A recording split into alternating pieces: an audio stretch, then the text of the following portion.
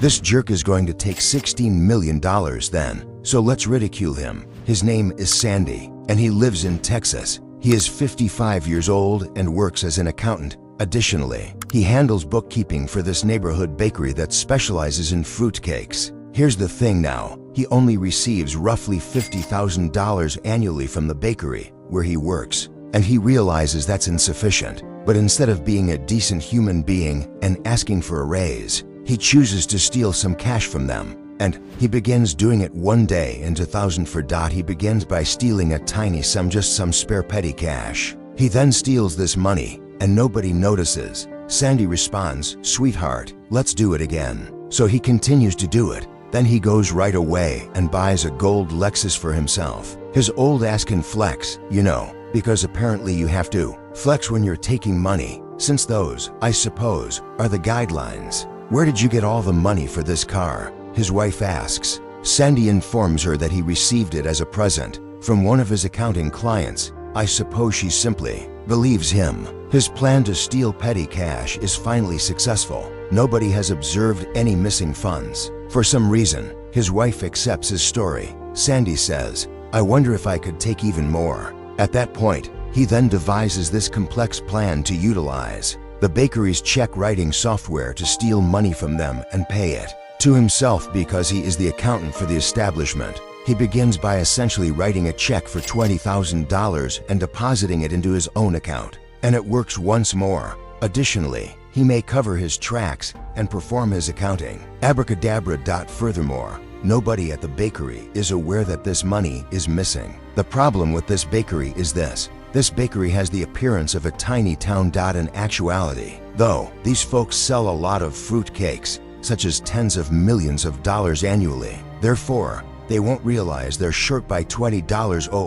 In light of that, he concludes, "Hell yeah, let's do it again." And as time passes, he continues to steal. He continues to write checks to his personal account until he embezzles a large sum of money from the small business. Of course, he must go spend all of this free money on some stupid things now that he has it, because, as I mentioned, you have to show off when you steal money. The rule is that.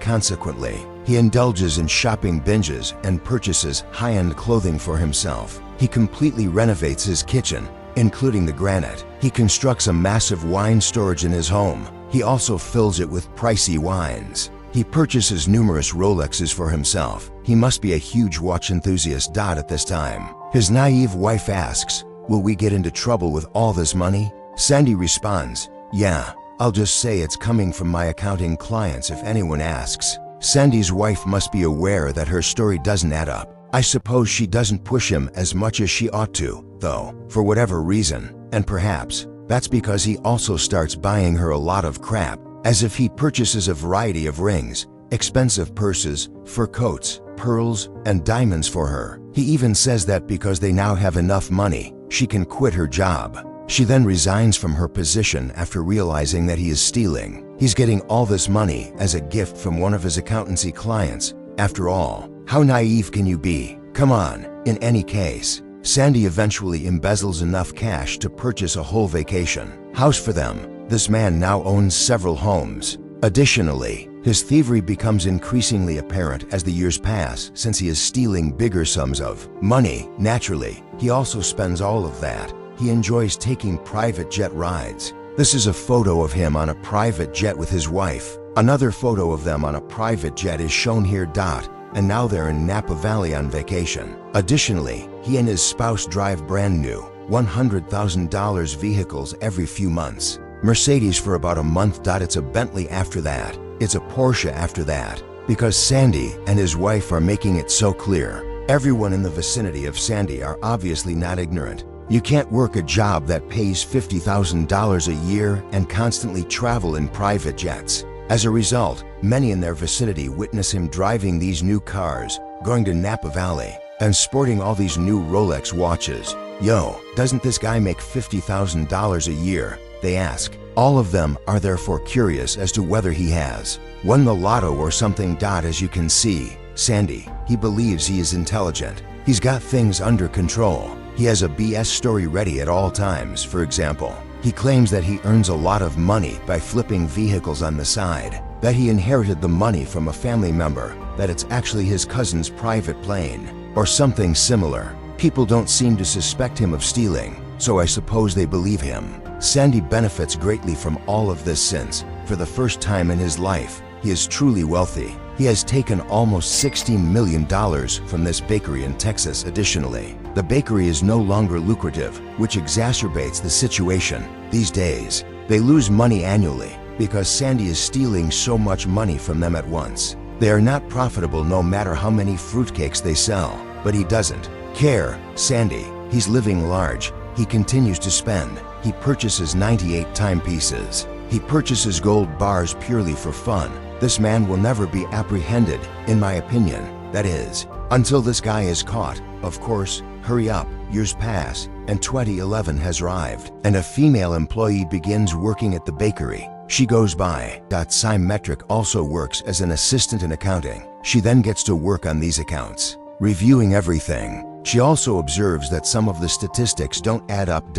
And now it's 2013. Around 2 years later, she also notices a significant accounting problem. It couldn't have been an accident, since funds are being transferred to a different bank account. Since Sandy is her supervisor, she brings this up with him. Naturally, Sandy also invents some ridiculous justification, such as that's because of Symmetric, however, doesn't agree. She then begins her own research. Finally, she presents all of her results to her supervisor, and all of a sudden, bam! Sandy is ultimately fired by the bakery. What is he going to do now? Well, he knows he's in a bad spot. The bakery, after all, is aware that he has been robbing them for the previous 9 years. They will undoubtedly report him to the police as a result. And because the sum of money is so enormous, the FBI will most likely become involved. And he is quite frightened by this. He then makes the decision to hide all of his treasure to prevent the police from taking it. He also collects all of his millions of dollars worth of gold bars,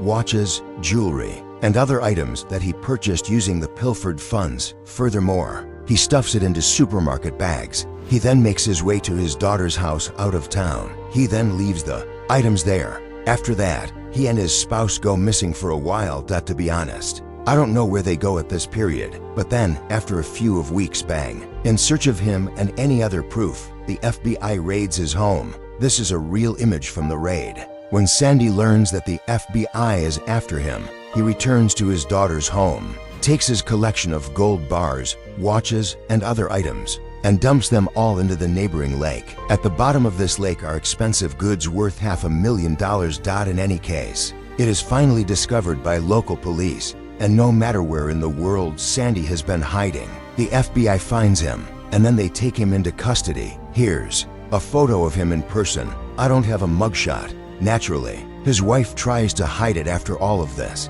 I didn't even realize he was stealing. I've never heard of this before. Yes, woman, you didn't. In any case, Sandy receives a 10-year prison sentence, and his wife receives a 5-year probationary period.